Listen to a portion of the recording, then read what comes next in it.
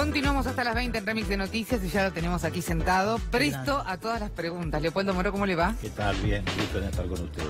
Igualmente, nosotros con usted, porque además es una persona políticamente hablando que ha tenido de todos los lugares cruces, ¿no? Desde la Unión Cívica Radical, desde el propio kirchnerismo. ¿Cómo se siente con todo eso? No, yo me siento bien porque he tratado de mantener coherencia. Es algo que no siempre es fácil de sostener a lo largo de una vida y de una trayectoria política. En realidad hoy yo estoy donde estoy porque creo que estoy en la continuidad de una identidad que supo tener el radicalismo de carácter nacional, popular, democrática, porque, bueno, gobiernos como el de Irigoyen, Ilia, Alfonsín, con aciertos o con errores, nunca se apartaron de la defensa del interés nacional, de la defensa de los intereses del pueblo y fundamentalmente de la defensa de las libertades públicas, el Estado de Derecho. Así que estoy muy cómodo donde estoy, porque es la misma vereda. Yo siempre... ¿Pudo explicarlo a esto con sus compañeros en la Unión Cívica Radical? A ver, yo no le tuve que dar explicaciones a dirigentes. Ajá. Yo tuve que, en todo caso, fundamentar mi posición a los militantes, a, si se quiere, en alguna medida a la sociedad, sin sobreestimarme. Pero me resultó muy sencillo, porque mucha gente había adoptado el mismo camino que yo. Yo siempre comento que en el 54% de los votos que obtuvo Cristina en el 2011, y además lo digo porque no solamente lo presumo, sino lo sé y además está comprobado desde el punto de vista científico, por decirlo de alguna manera, hay un porcentaje elevadísimo de votos que provenían del alfonsinismo. Obviamente el 54% no representa el voto peronista, como tampoco representó el 52% cuando saca a Alfonsín en el 83 ese porcentaje, el voto radical. Alfonsín abrevó de mucho voto peronista, sobre todo de chicos jóvenes del peronismo. Y Cristina abrevó de muchos votos que provenían del alfonsinismo. ¿Por qué? Porque hay una continuidad histórica. Hoy no son tan importantes las camisetas que cada uno lleva, más allá de que yo no reniego de la mía, sino las veredas que se transitan. Y hay dos veredas, la de un proyecto nacional, popular, democrático, y la de un proyecto conservador, neoliberal, excluyente y autoritario. Leopoldo, la escuché a la filósofa Beatriz Arlo, y ella decía, no podía entender cómo el radicalismo le entregó toda la riqueza territorial a Cambiemos. ¿Qué opina usted de esto? Que eso no es lo más grave, el problema es cómo le entregó su historia, cómo dejerarquizó el significado que tiene el radicalismo en la historia argentina. Nosotros llevamos 200 y pico de años de vida independiente. El radicalismo tiene 130 años de historia, es decir, más de la mitad de la historia de la patria la transitó el radicalismo. Y eso es lo que regaló, esa identidad política. Entonces eso es lo más grave. Lo territorial es una cuestión de naturaleza táctica. El problema acá es lo estratégico, no perder de vista cuál es tu misión en función de las ideas y los principios que siempre defendiste. ¿Y a usted le importa que lo hayan definido o tildado el Tribunal Ético del Radicalismo de traidor? No, a ver, en realidad a mí me han hecho un favor porque me han permitido seguir siendo radical, seguir siendo alfonsinista, seguir siendo irigoyenista. Imagínate yo si estuviera hoy parado en el lugar que están esos dirigentes. Tendría que estar avalando el ajuste económico, la represión política, el revanchismo. La verdad es que me hicieron un favor. Si hoy tuviera que juntarse con esos dirigentes con los que estaba antes, en una conversación de café, y le dijera, Leopoldo, ¿cómo nos ves? ¿Cómo lo ven? Yo no le diría nada en particular a cada uno de ellos porque, entre otras cosas, yo trato de no hablar de otros políticos, yo trato de hablar de política. Y les diría lo que le estoy diciendo a ustedes. Los veo en un camino profundamente equivocado, con el agravante de que hay límites que no se pueden transponer. ¿Por ejemplo? Y por ejemplo, Santiago Maldonado. Ese es un límite que no se puede transponer. Vos en el radicalismo, como en cualquier movimiento popular, también le pasó al peronismo, por ejemplo, con Menem, podés tener alas. Un ala más conservadora, un ala más nacionalista, un ala más liberal. Es propio de los movimientos populares. Ahora, hay cuestiones que no podés transponer porque estás destruyendo tu esencia misma. Y esta es una. No puede haber un dirigente radical en un gobierno que ha traspuesto el límite que significa para el Estado de Derecho, para la democracia, de provocar la situación de un detenido desaparecido. Imagínate, yo te doy vuelta la pregunta. ¿Qué estaría diciendo Alfonsín hoy frente a Santiago Maldonado? Y frente a Milagro Sala, ¿qué estaría diciendo? Lo mismo que decimos nosotros, que es una presa política. Alfonsín fue uno de los creadores y fundadores de la Asamblea Permanente de los Derechos Humanos en el año 75, cuando todavía no había sobrevenido la dictadura militar. Además fue abogado de presos políticos, además fue el presidente que llevó adelante los juicios a las juntas militares, que creó la CONADEP precisamente para que se supiera cuáles habían sido los horrores y los excesos y todo lo que había pasado en la represión cruenta, mejor dicho, que tuvimos del 76 en adelante. Así que no es... ¿Y frente al modelo económico, qué estaría diciendo? Bueno, Alfonsín fue uno de los dirigentes políticos que más combatió al neoliberalismo. Lo hizo desde el punto de vista político, propiamente dicho, incluso desde el punto de vista intelectual. Tiene escrito muchos libros, no muchos políticos argentinos lo tienen, donde critica muy duramente al neoliberalismo.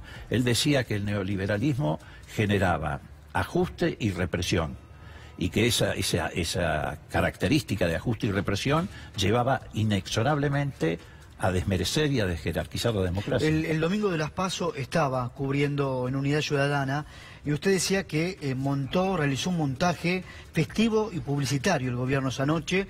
Cuando terminó el presidente de hablar en Costa Salguero, comenzaron a llegar los datos reales. ¿Qué nos puede contar de esa noche?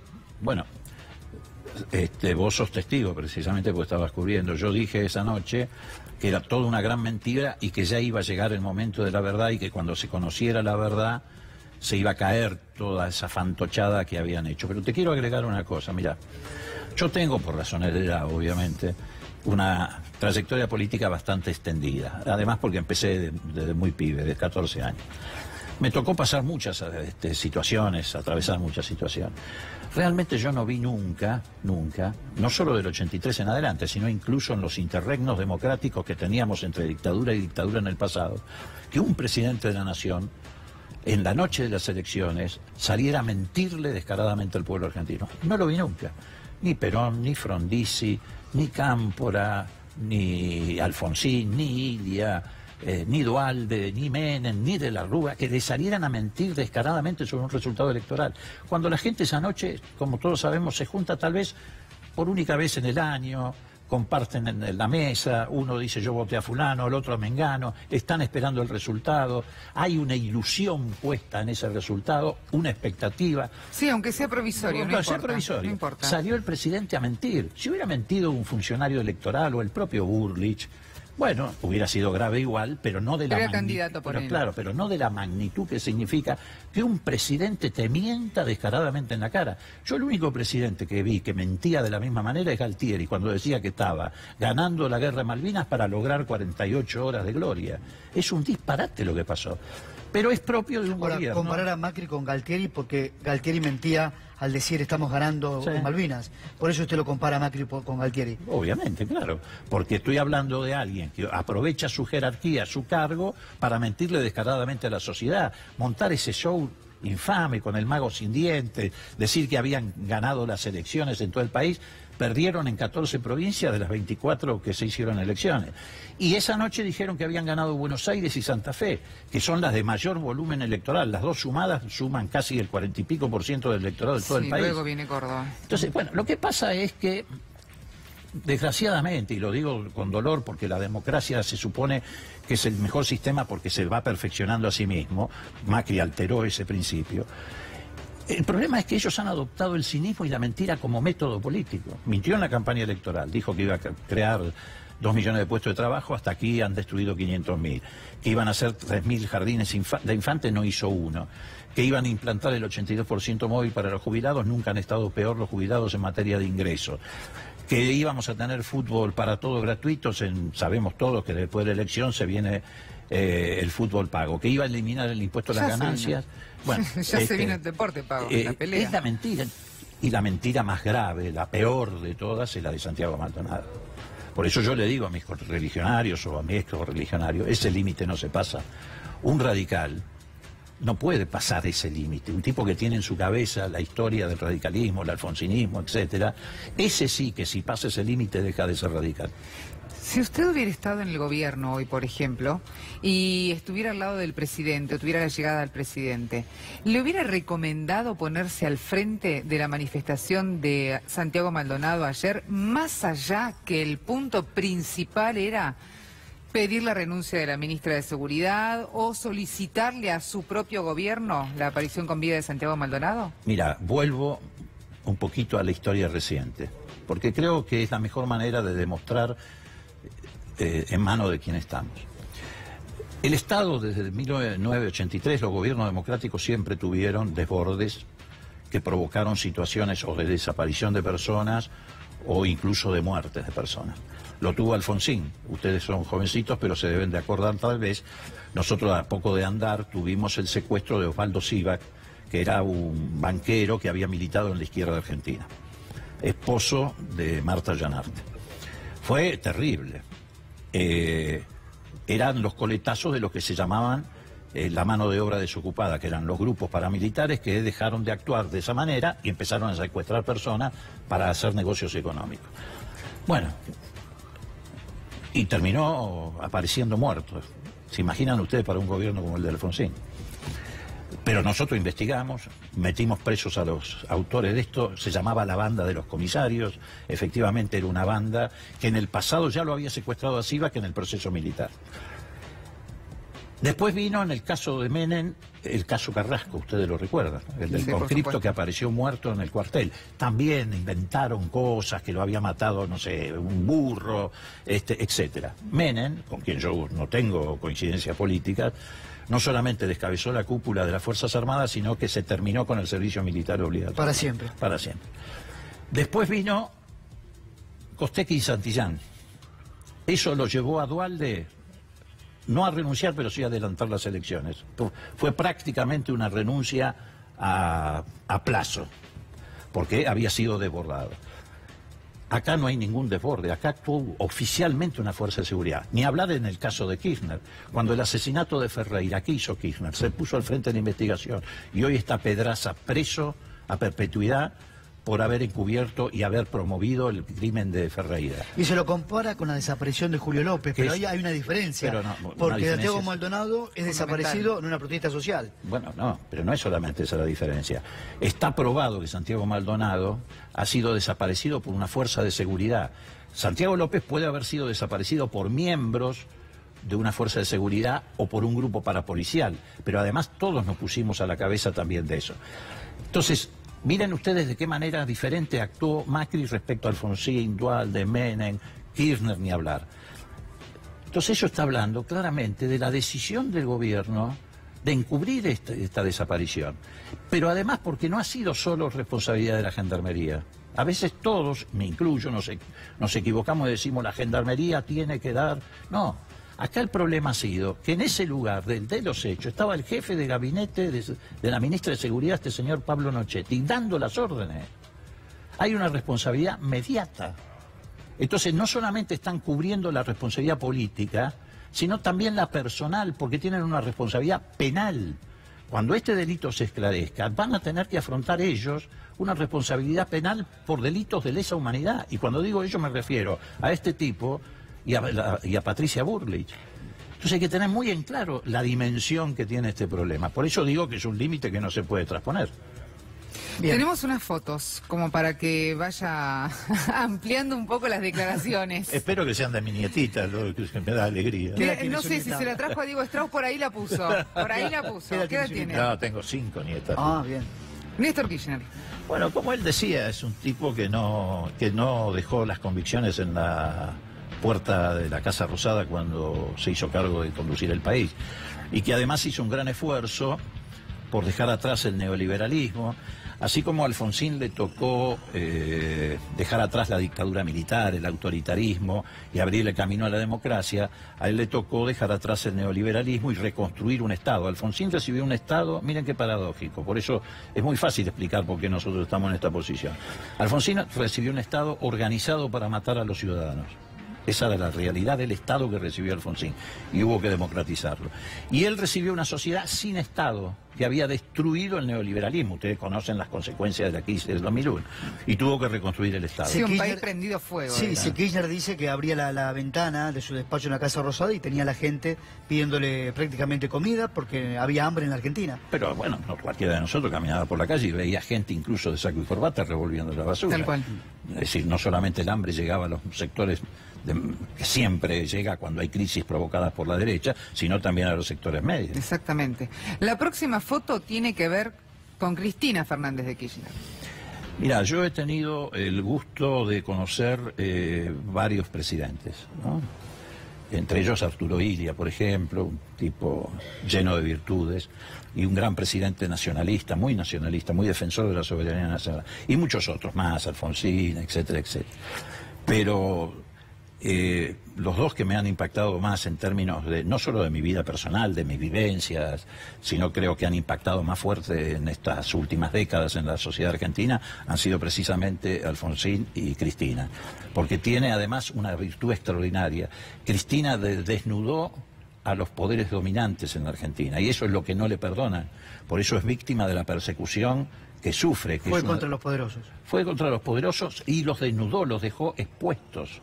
Y no se lo perdonan, ni se lo van a perdonar, la van a perseguir de cualquier manera. En los próximos días, en las próximas horas, Bonadío está por hacerse, los doy en primicia, otra de sus trapisondas. Leopoldo Pichetto, que tiene un papel importante en el Senado, ya está llamando a los gobernadores para conformar un bloque si Cristina llega a asumir su banca, ¿no? Y ella no estaría en ese conjunto de diputados con Pichetto, de senadores con Pichetto. Mira, se viene anunciando la muerte del kirchnerismo desde el 2015 en adelante, y tal vez desde antes, y esto no ha ocurrido. Pero no por la decisión de los dirigentes, sino por la decisión de la gente. Yo creo que ahora viene una etapa muy difícil, muchachos, muy difícil. Y esto que está pasando en estos días es lo preparatorio. El gobierno tiene muy en claro que lo que viene en materia de ajuste, que es mucho peor que lo que ya pasamos, requiere tierra arrasada, es decir, campo libre. Para esto va a ir a la destrucción del movimiento obrero organizado, ya está en práctica esa política, a la destrucción del movimiento popular argentino.